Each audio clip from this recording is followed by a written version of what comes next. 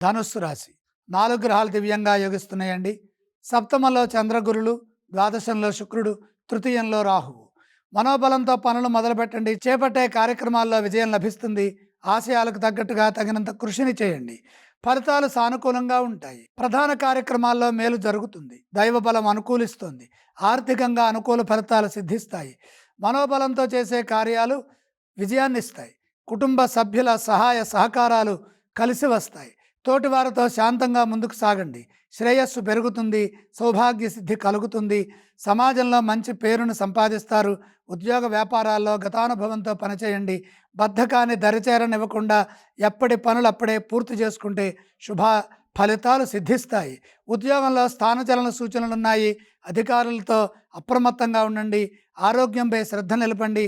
మొహమాటంతో ఖర్చులు పెరుగుతాయి. డబ్బులు ఇస్తే తిరిగి రావు కాబట్టి ఆలోచించి ఆర్థికంగా జాగ్రత్తగా ముందుకు సాగండి. ప్రయాణాలు చేసేటప్పుడు జాగ్రత్తలు తీసుకుంటూ వ్యవహరించండి.